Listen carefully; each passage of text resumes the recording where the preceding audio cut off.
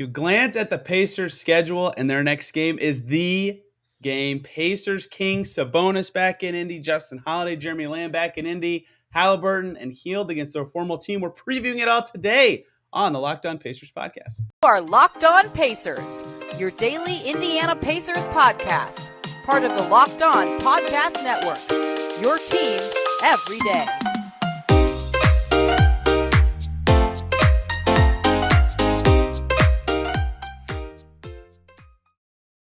Welcome in to another edition of the Locked On Pacers podcast, where we, of course, talk about the Indiana Pacers as always. My name's Tony East. I cover the team for Forbes and the West Side Community News, and today is day 1 of 2 of Talking Pacers Kings, which is normally just a game that happens. It's the Pacers and the Kings, 2 small market teams who haven't done anything in a while, but this is the biggest Pacers Kings game in a while.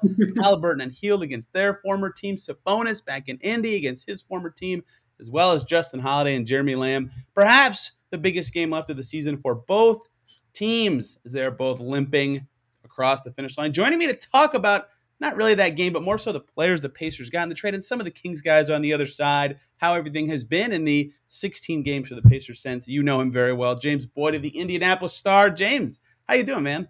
I'm doing good. Obviously, this is a game that everyone kind of circled when the trade happened.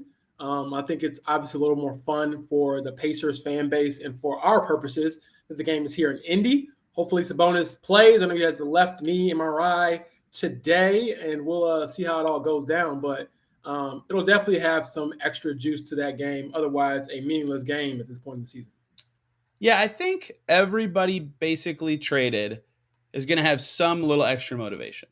Well, maybe not necessarily too much for Holiday and Lamb, but like Sabonis was a 2-time All-Star who get dealt. Like everyone in that situation is going to feel a little slighted, even if it makes sense. And Haliburton's talked about being, stunned by getting dealt. And as you know, Buddy Hield told us, like, I was so psyched to get out of Sacramento. Like, these guys all are going to be up for this game, even if these teams end up, wobbling or playing some tank-tastic groups along the way.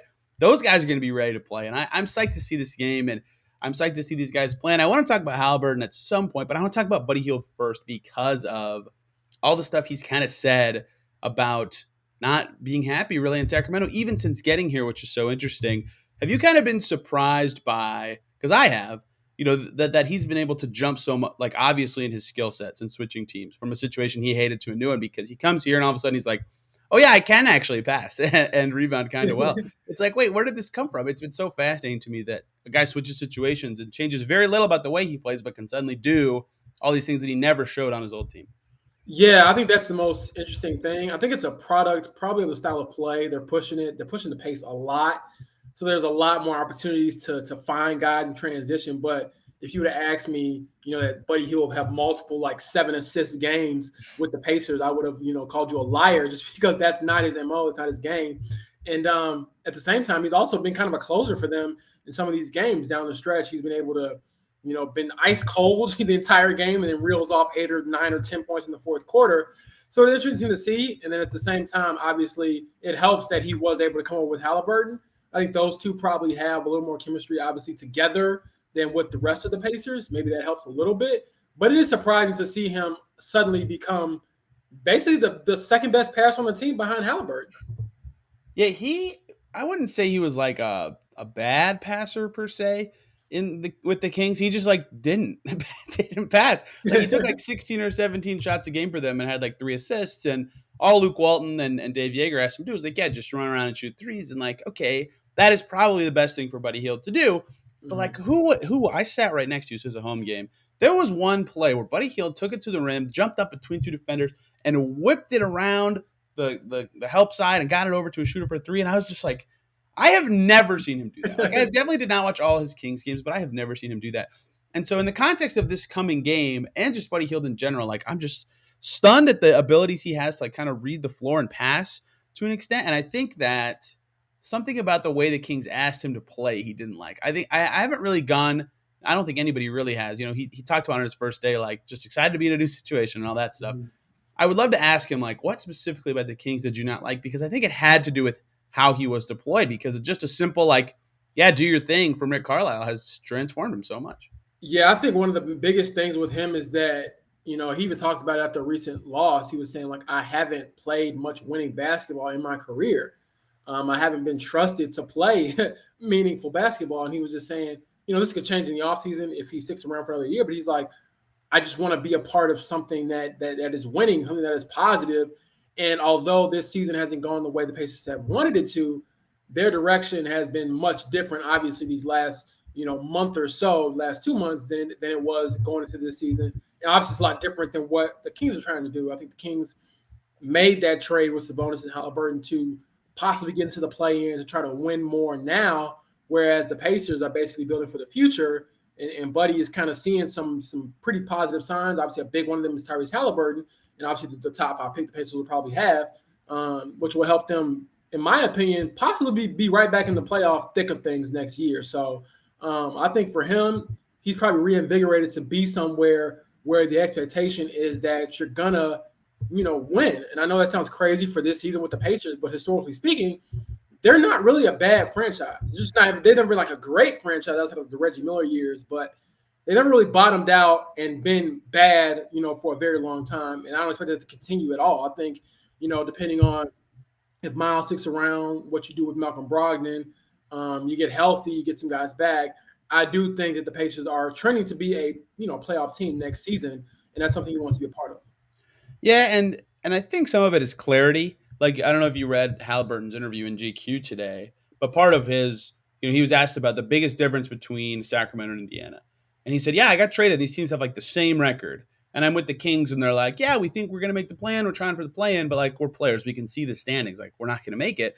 He gets to the Pacers, and they're like, no, we're not making the playoffs. Like, we're building habits for next year. And I wonder for Buddy too, if it's like, holy cow, finally, like they get it, and it's interesting how players respond to even just obvious things like we're not going to make the playoffs this year. They're setting up a different kind of environment. I think that's been helpful for him, and I do think Buddy might take it a little personally because I don't think he loved his King situation for a very long time. Like everyone he who covers said it.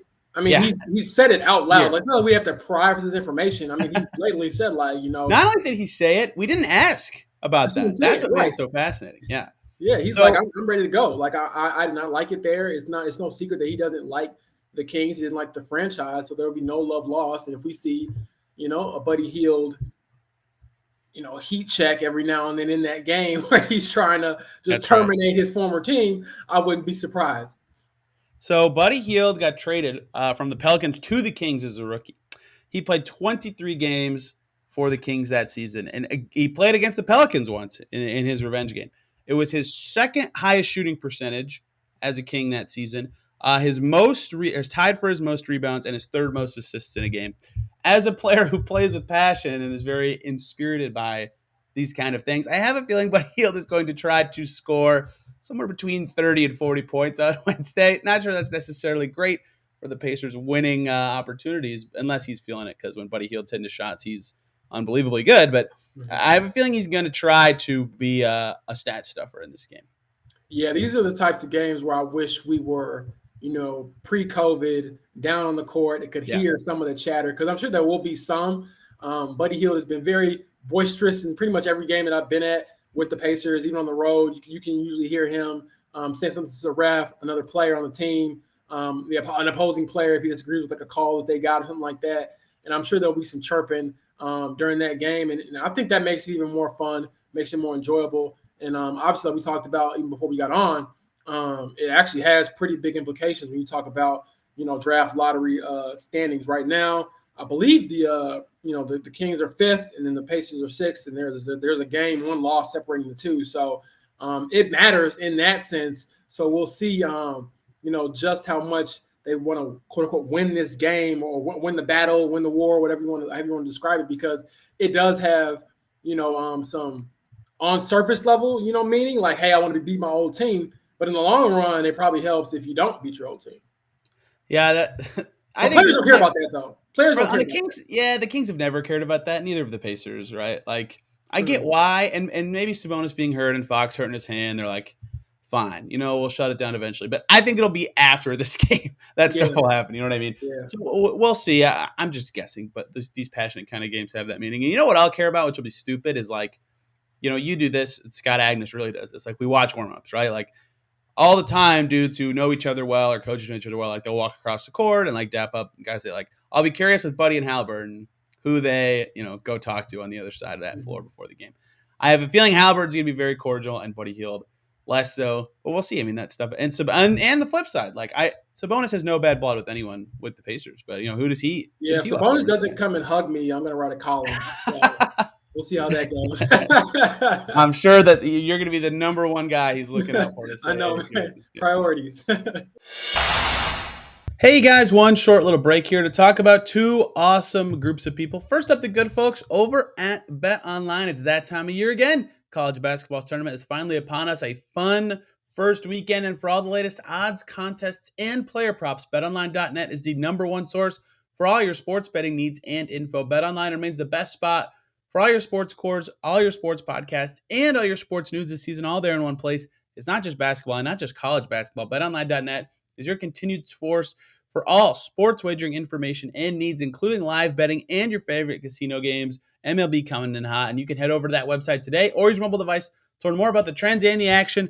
BetOnline.net is where the game starts. I also want to talk about the good folks over at Athletic Greens. I started using Athletic Greens because I didn't have time to eat really healthy in the morning, but Athletic Greens, I've been taking it for a few weeks now. It doesn't taste like it's super healthy. It's got a tropical taste. I look forward to eating it, and it is a great way for me to be a little healthier every day. What is it? Well, with one delicious scoop of Athletic Greens, you're absorbing 75 high-quality vitamins, minerals, whole food source, superfoods, probiotics, and adaptogens to help start your day off right. It's great for me because I don't have a lot of time, and it helps with my gut health and my nervous system and my immune system and energy level every single day. I highly recommend other people try it. They were created when the founder experienced a ton of gut health issues and ended up on a complicated supplement routine. It cost him like $100 a day. Instead, Athletic Greens, less than $3 a day. You've got to try it. Lifestyle friendly for keto, paleo, vegan, dairy-free, or gluten-free.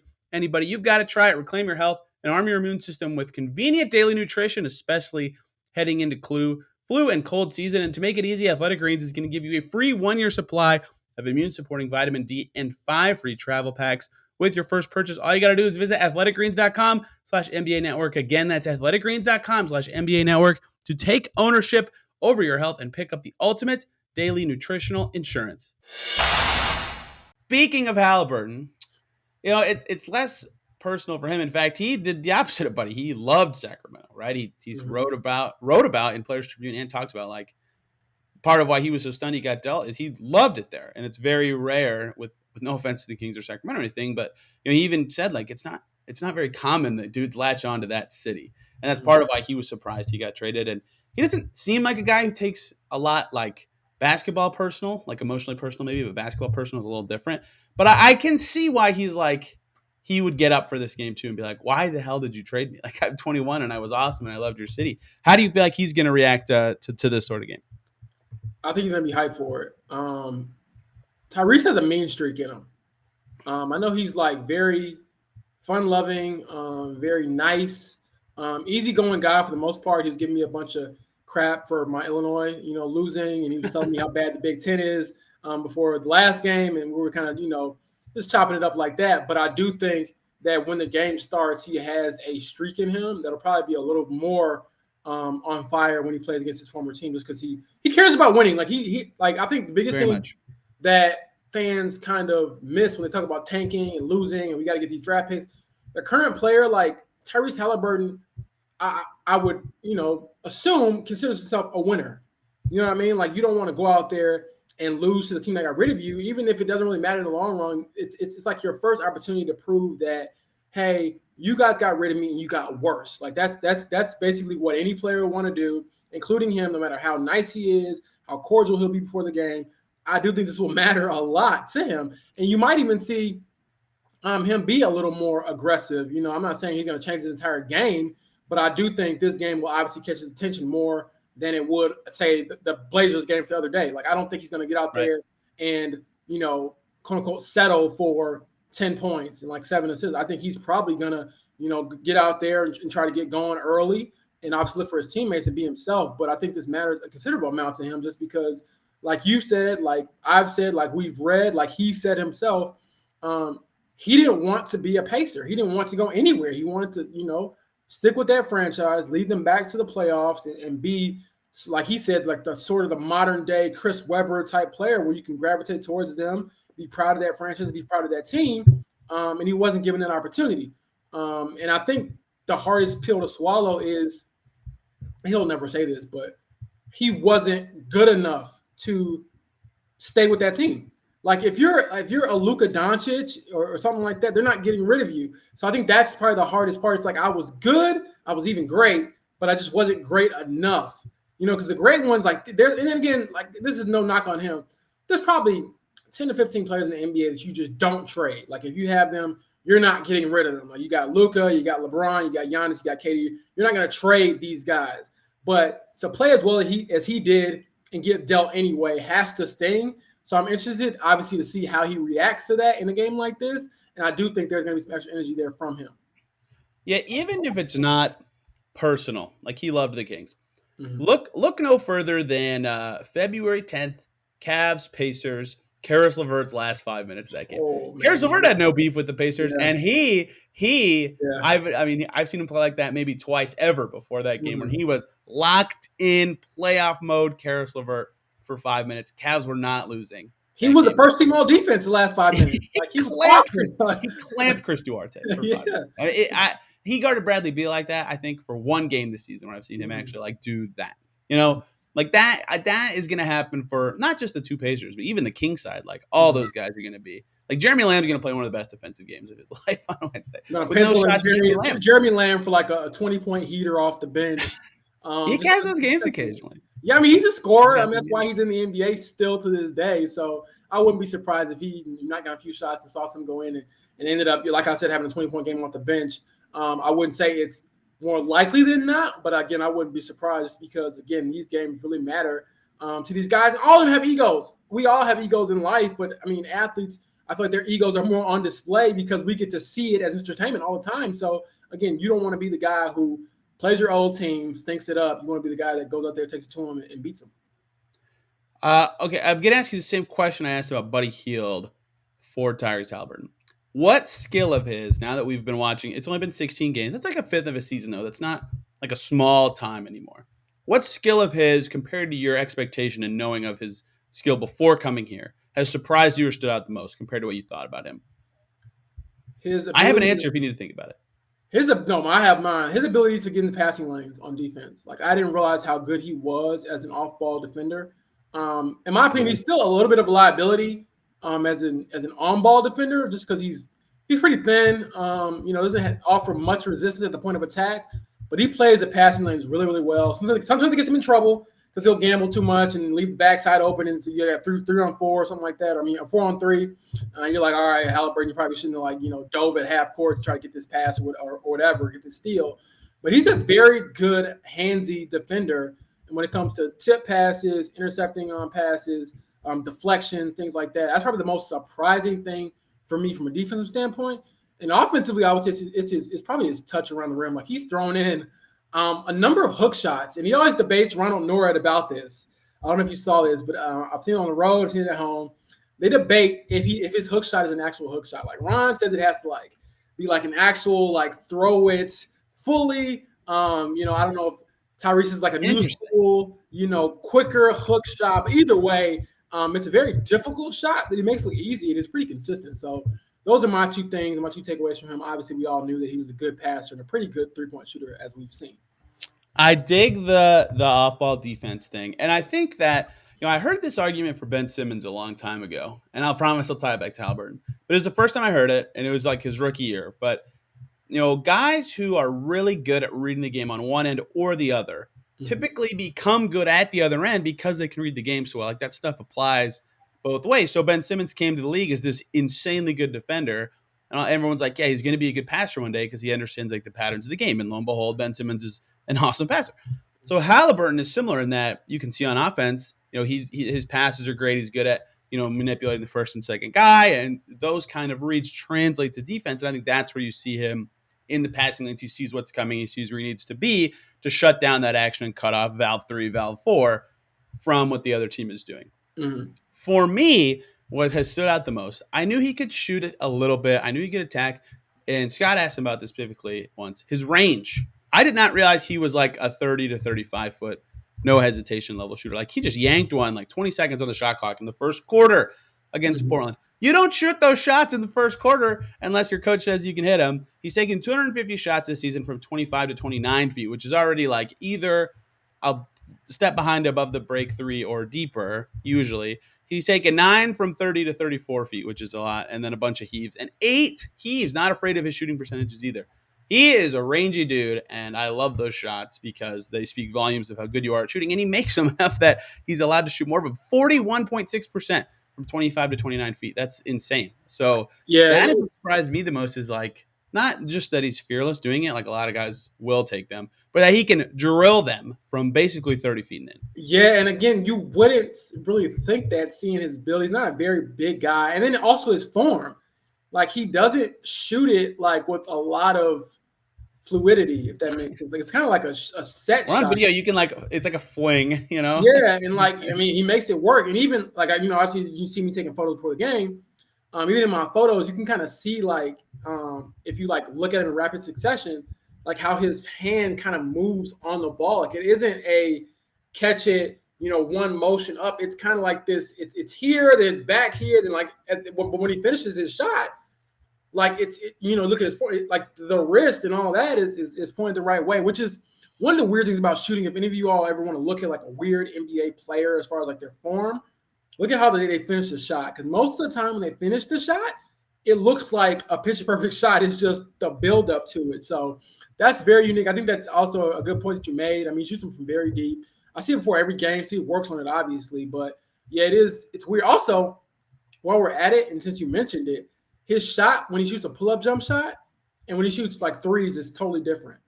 Like it's actually like a more fluid and natural motion. It looks better when he shoots a pull-up jump shot. But then when he steps back, it's like he has two different shooting motions, and both of them work pretty good. Like he's a pretty good 2-point shooter. Yep. Do you remember Michael Kidd-Gilchrist very well? I do, because it was They had a funny thread I saw on Twitter one time, and it was just pictures of him shooting, and it said, "Was MKG passing or shooting?" And they would just post the picture and make people guess. I think you could do Halliburton's are more obvious than that. Like you'd probably get it every time, but I think you could probably get a few pictures of Hallie about to shoot or pass where you can't quite tell which one he's going to do. That's MKG's true. was I don't know how he got the ball to go forward or towards the rim. His were actually hard. He was number 2 pick in the draft that year, so it was pretty nuts that he literally had no form and he was taking. He was like actually a decent player before he got hurt a few times. But yeah, he was a whack offensive finisher. It was really bad. We can do like 4 seconds on this. Tristan Thompson surprised me. You know why Tristan Thompson surprised me in this trade? Because he played more than 1 minute with the Indiana Pacers. Not only that, played pretty well and bought in and had a nice performance on his way out. I have nothing else to say about him because he's not on the team anymore. But as a part of the trade, who played 4 games, he deserves some mention, I suppose. Well, one thing that to note, and I'm sure Pacers fans noticed it, and the Kings fans actually pointed it out, he did make a post thanking the Pacers. That's right. One thanking the Kings. So 4 games to, seasons in Sacramento. I guess it means a little more because this is, the Hoosier hysteria. Basketball matters more in this state. No, I just think he was pretty happy that, the Indiana's willing to basically get rid of him so he can go play on a contender. Although, I'm on a tangent, but I do think that the Bulls are kind of getting exposed now, Tristan. So unless you got some inner Hakeem Olajuwon in you to help right the ship, I don't know, man. Like they're them against good team isn't really working out this year, but obviously he's still excited to be in a better situation than it is here. The Bulls are 3-8 since they acquired Tristan Thompson. Like they've been pretty rough recently, and the Pacers, who are dying for the Cavs to make the playoffs, they get their first round pick, are very happy that the Bulls have sucked in the last 11 games. They're only separated by half a game now. Quietly, Cavs sneaking up on Chicago. One more break here, guys, so I can talk to you about the good folks over at rockauto.com because they are helping people who have the same problem I have, where when you go to your local chain auto parts store, you walk through all the aisles to find what you need. You finally find the area the part you need for your car should be, but it's not there. You ask someone in the store, it's somewhere else, then they don't even have it, so you got to go up to the front and wait while the guy behind the counter orders the parts on their computer and asks you about weird stuff about specs of your vehicle that you might not even know, and then they only choose the brand their warehouse happens to carry. It's very complicated and pointless. You have rockauto.com right on your computer or on your phone. It's way easier and way cheaper. You can save time and money. Why not do it? Why choose to spend 30%, 50%, even 100% more for the same parts from a chain store or dealership when you can just get it at rockauto.com, a family business serving do-it-yourselfers for over 20 years. Their prices are always reliably low for every customer. They have everything you could need: brake parts, tail lamps, motor oil, new carpet. You need it, they got it. Go explore their easy-to-use website today and see all the solutions available for your auto part needs. Go to rockauto.com right now. See all the parts available for your car or your truck, right locked on in their How Did You Hear About Us box, so they know that we sent you. Amazing selection, reliable low prices, all the parts your car will ever need at rockauto.com. Flip to the Kings side to close out here. I doubt you've watched every Kings game since the trade. I haven't either. I will not pretend to be a Sabonis, Holiday, Lamb, Sacramento expert. I will say this. I do enjoy Sabonis and Fox together. 1. 2, I'm going to have a Kings guy on tomorrow to talk about all this. So instead of me sounding like an idiot, someone who actually knows what they're talking about will be here. But I do enjoy the fit of Sabonis and Fox. Although that said, it's very funny right now to look at just per game numbers for Sabonis. He is averaging in Sacramento 18.9 points per game. Do you remember what he was averaging in Indiana this season? It was like 18.6. It was close. 18.9, exactly Yep, the same. well, there you go. He is currently averaging 12.3 rebounds per game for the Kings. What do you think he averaged in rebounds for the Pacers? Once it was 11 something. 12.1. Very close. Oh, see. 5.8 assists for the Kings, 5 assists for the Pacers this year. His steals are within 0.1. His blocks are within 0.2. His turnovers are within 0.5. He's playing the same role for the Kings. It just works a little better with Fox, who's a little bit better at manipulating a defense than any Pacer has been since Vic's injury 4 years ago now, which is really gross to say. 4 years, my God. 3 years, thank God. Okay. But that is where I think he's looked a little better, is that he's got a better offensive partner. But I don't know, does anything else stand out to you besides that he's playing a little more center there and his defense has ticked up a bit? I think pretty much everything you said kind of speaks to who he is as a player. I didn't expect anything drastic to change. Plug and play, baby. And that's pretty much what he is. I mean, his first night there, they plugged him in. He played well. Like That's right. His style of play fits pretty easily with other NBA players. You just can't be the guy on a team you're trying to get to the playoffs, in my opinion. Like, you probably want to have a better player than him, probably a perimeter player. But he's a talented guy, and I think if Sabonis goes to any team in the NBA, I think he's going to at least give you 15 and 10 on any team, just because he's that skilled enough to do it. He's that consistent enough to do it. But again, it's the question that everyone always asks is, like, how much does he move the needle when it comes to trying to win basketball games? I don't think it's all on him. I think people are kind of rude in a sense when it comes to just discrediting what the guy can actually do on a basketball court. It's not easy to average a double-double and do it every single game. That means even on his off nights, he's giving you a double-double. And I do think with De'Aaron getting healthier is a big thing for him as well. He had the ankle thing where he was out for forever. But those two are pretty good. Two good players to build around, I think, going forward. And at the same time, like we've always said, Sabonis is not 35. He's 25. So, keep that in mind, everyone. Like, he's not some old geezer out there, on his last contract. Like, he just had a kid for the first time in his life, just became a dad. He's still fairly young. Like, he has an entire life career. He's probably got, some really good years left ahead of him. So keep that in mind. But I do think I'm not surprised by anything he's doing over there, just because, like you said, he's plug and play. And he's a bonus. He's low maintenance. Like, he doesn't need much to do what he does. I think with an offseason, he will look pretty good there because he fits well with Fox to me. Like, the fact that he can just, like, parachute in midseason and be the exact same, maybe even a little more productive, really, because his usage is up, his shots are up, like, finishing more plays, defense, again, in my eyes, a tiny bit better. It's the left-handed bond, man. That's what it is. That's like, right. They saw each other like, what? You shoot with the right hand, actually your left hand, which is the right hand in their sense.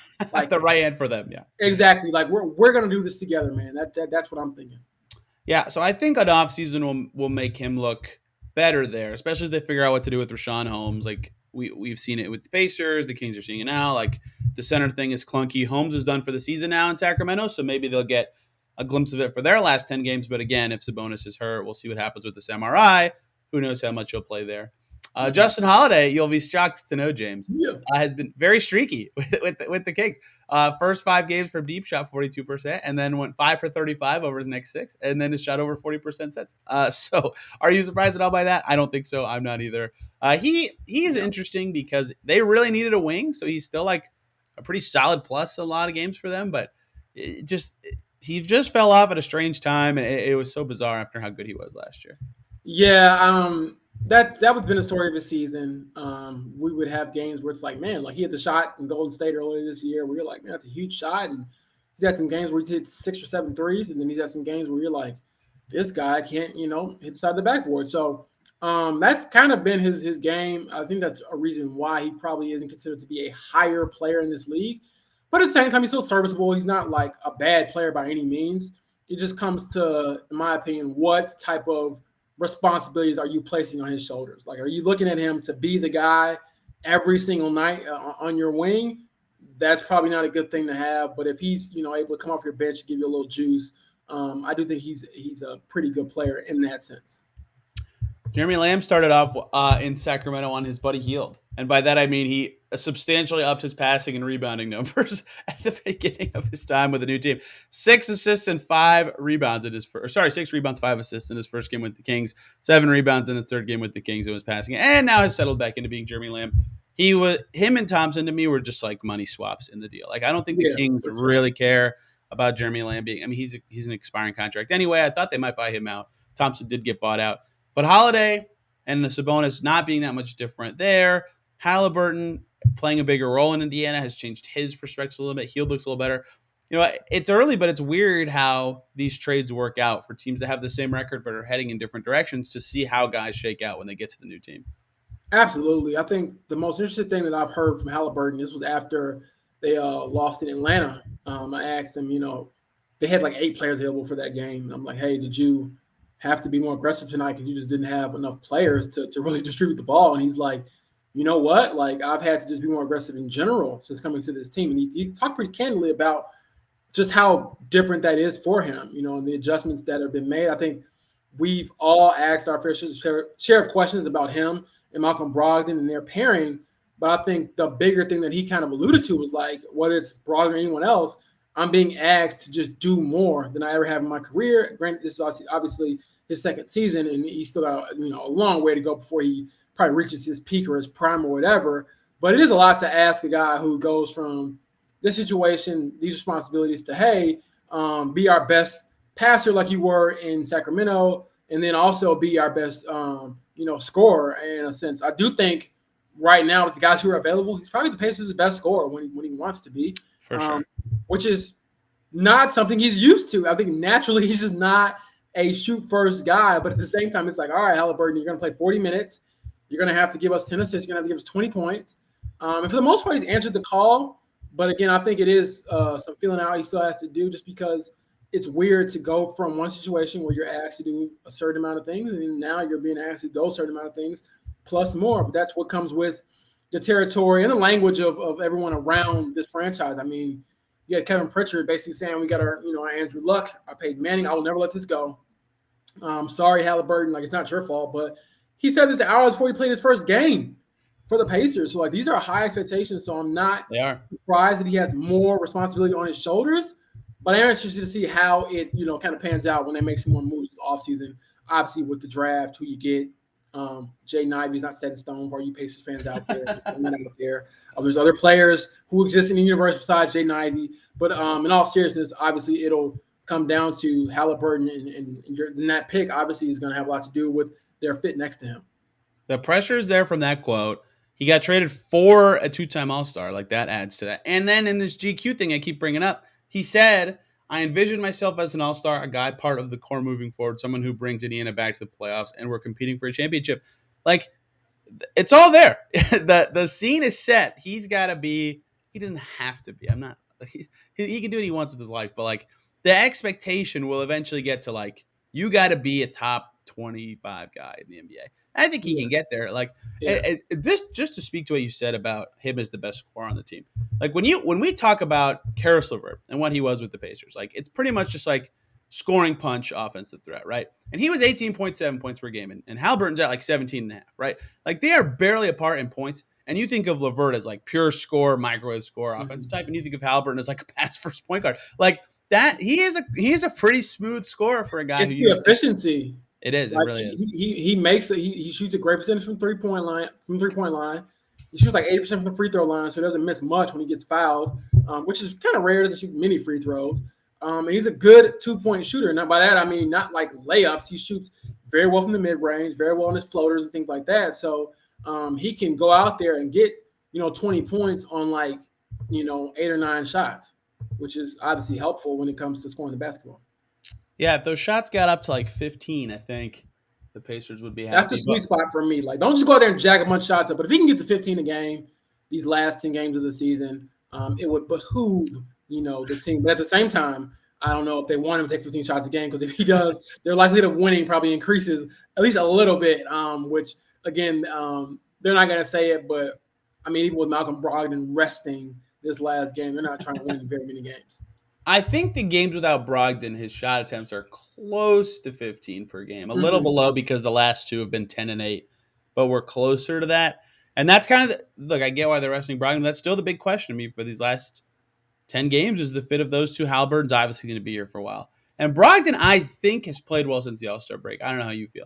He seems like he's playing well, but every time I check the numbers, Haliburton on, Brogdon off, Pacers kick butt. Brogdon on, Haliburton off, Pacers kick butt. When they share the court, it all goes to crap. And it doesn't make sense. When I watch them, that doesn't look like what's happening, but it is. That is what's happening if the Pacers get their ass kicked with those two together. What are we doing? So even if Brogdon is good, that is kind of the key to Halliburton's future, to get those shots up, to be the keys guy, is the Brogdon fit. And we've asked the questions ad nauseum. We know what they need to expect. But if the numbers continue to bear out this way, I mean, we might have to be asking different questions kind of soon. Yeah, and these are questions that are obviously going to linger over the offseason and determine a lot when it comes to just a little bit what you do. I mean, that's just the bottom line, man. That's just the NBA. You can't go off theoreticals and things like that, and also the health factor. Malcolm Brogdon has been injured for most of the season. Really? And, I didn't. I mean, but it kind of just goes. So it's do you want to go all in with a guy who, throughout his career, wherever he's been, has not been healthy, or do you want to pivot and go different directions? So we'll see. There's a lot to be determined this offseason, but for now, we just got that one game with the Kings, which will be interesting. I'll be there earlier than usual for that game to see the warm-ups, see people interact, right? Just to kind of get more of the color, as they say, for my story and things like that. And obviously, I'll have the camera out, so if anybody is mean mugging someone, I'll have the evidence. If any phones are thrown, James will be right there. I have a highlight tape of it. I'll chop it up. Add some graphics. I'll have some music, layered underneath it. It'll be very exciting for you all to see. But also, in all seriousness, do not, NBA players, you probably should throw in phones. No one. Nurses will get fined. Quiet and watch the game. About it. But yeah, exactly. But also, fans, there's a reason why the guy threw the phone. I don't know the reason, but I'll go out on a limb here and say that it wasn't just a random act of meanness. So just to close out with the numbers, Halliburton in 17 games in 24.6 minutes per game without Malcolm Brogdon standing next to him. The Pacers have a net rating of plus 1.6. In the 25.1 minutes per game they play together, the Pacers net rating is negative 16.3. Yikes. That'll be the big question for the Pacers offseason. But that is not here or there. This Wednesday game is all about Haliburton and Hield versus Sabonis, Holiday, and Lamb. I can't wait for it tomorrow. Again, someone who covers the Kings will drop by to talk all things on the new guys on that side and preview this game as well. You can follow actually, James, you just tell people where to follow you and all your work. Instead of me doing Follow me at Romeoville Kid on all social media platforms. I do actually talk to a lot of fans. As Tony knows, I'm pretty engaging on Twitter. I like to have dialogue. We might not always agree, but that's the beauty of it. I don't want to agree with anybody. I want my mentions to be on fire. I want to argue about everything. I'm joking, but I do think it's fun to engage. So if you want to engage there, feel free, and I'll try to give you all a variety of things: photos, videos, pictures. Obviously my stories, and obviously you can also check out Tony's stuff, because he's always the voice of reason. I feel in the room when I'm like, this guy, what is he doing? It's Tony pulls his numbers oh, actually, this is what he's done in his career. And I'm oh, okay, well, I can't get too mad at him. What you're telling me is I'm boring. I'm the boring. No, you have I feel you have the homework, if that makes sense. Did you have a screenshot? Do you have a screenshot of 2 tweets we did back to back that show that I'm boring and you're not? Do you know what the tweets were? I do not. What is this? Okay, we were at a Pacers game. I don't remember the date. And Purdue football head coach Jeff Brom was there. You remember this? I remember this. You remember now? Yeah. They showed Jeff Brom on the Jumbotron, and I tweeted, Purdue football head coach Jeff Brom is here for Pacers Jazz. Just got a nice cheer from the crowd after being shown on the Jumbotron. As boring and vanilla as you can explain the situation. James tweets, LOL, why is Jeff Brom at this game? It made no sense. I have to be more opinionated in these moments. I'm psyched. I like your journalistic integrity, Tony. I'm psyched for Wednesday. I'm sure you are too. I can't wait. IndyStar.com/Pacers for James' work. I'm on Twitter at TEastNBA. You can follow the show at Locked On Pacers. We'll be back tomorrow talking Pacers Kings. It's the story of the week for this Pacers team. I can't wait. Everybody have a great day, and we'll see you tomorrow.